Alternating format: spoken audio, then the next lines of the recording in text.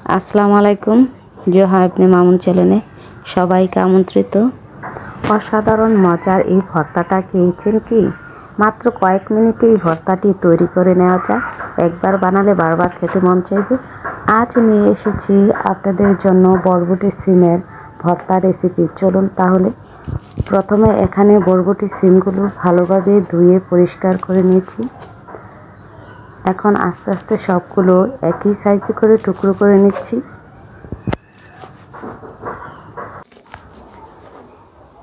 সবগুলো একই সাইজে টুকরো করে নেব। এই তো টুকরো করা সবগুলো শেষ। পাশে যে টমেটোগুলো দেখছেন সেটি এই ভর্তাতেই ব্যবহার করা হবে। সবগুলো সিম কাটা হয়ে গেল। এখন একটা পাত্রে তা উঠিয়ে নেব।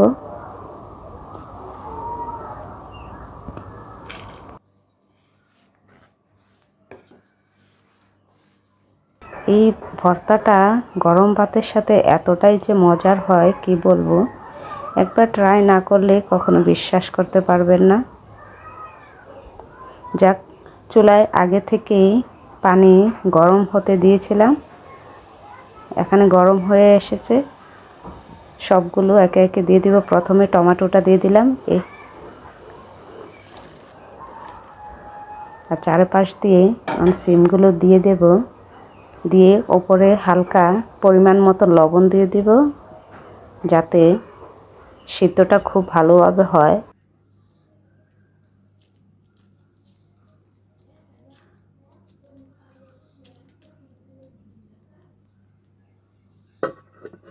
এখন ঢাকনা দিয়ে ঢেকে দেব কয়েক মিনিটের জন্য। আর অন্যদিকে একটি ফ্রাই প্যানে সরিষার তেল দিয়েছি। এখানে মরিচ সরিষার তেলে ভেজে নেব কিছু। ঝালটা আপনাদের পরিমাণ মতো দিয়ে নেবেন।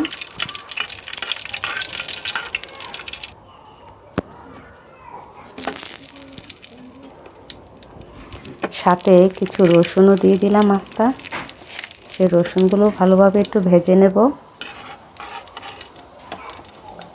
এই তো মরিচগুলো ভাজা হয়ে গেছে। এখন নামিয়ে নেব।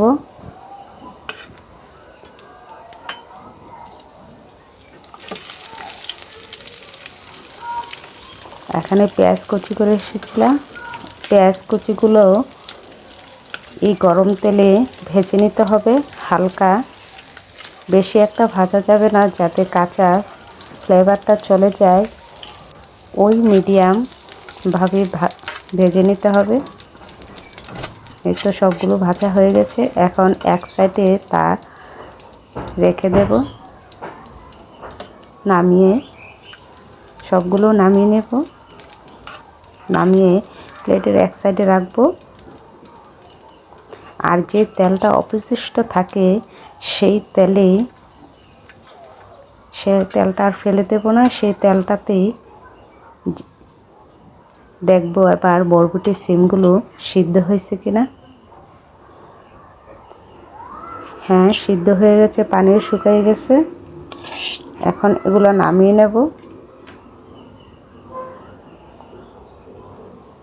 আর এদিক থেকে টমেটোটা সিদ্ধ হয়েছে। টমেটোর উপরের ছোলাটা পরিষ্কার করে নিচ্ছি।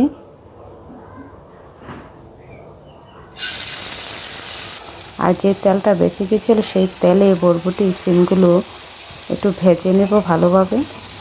আর সেই ভেজে নিতে চেষ্টা করবেন, তাহলে সিম ভর্তাটা খেতে খুবই ভালো লাগে,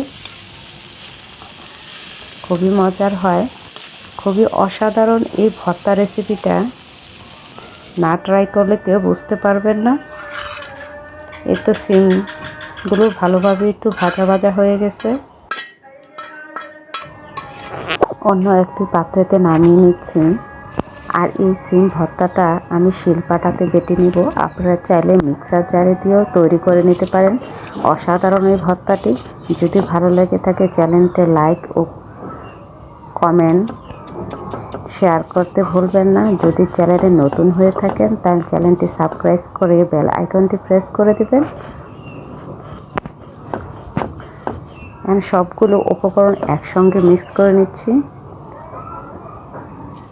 একে একে বেটে শিলপাটা বাটার ভর্তা কথা শুনলে কার না জিভে জল আসে, সবারই জিভে জল আসে। কারণ এই শিলপাটাতে বাটা ভর্তাটা খুবই অসাধারণ হয়, আপনাদের সবারই জানা। তাই আজ শিলপাটাতে বেটে ভর্তাটা দেখাচ্ছি। আশা করি আপনাদের কাছে ভর্তা রেসিপিটা খুবই ভালো লাগবে। আমি নিজে আগে ট্রাই করে দেখেছি, তারপর আপনাদের মাঝে শেয়ার করছি। খুবই ভালো লাগে। সবগুলো একে একে উপকরণ একসাথে শিলপাটাতে এখন বেটে নিলাম। এই তো বাটা শেষ করবো, একসঙ্গে মিক্স করে নিচ্ছি। এই ভর্তাটা গরম ভাতের সাথে খেতে এতটা যে অসাধারণ লাগে কি বলবো। ট্রাই করবেন আশা করি। এই তো ভর্তাটা তৈরি হয়ে গেল।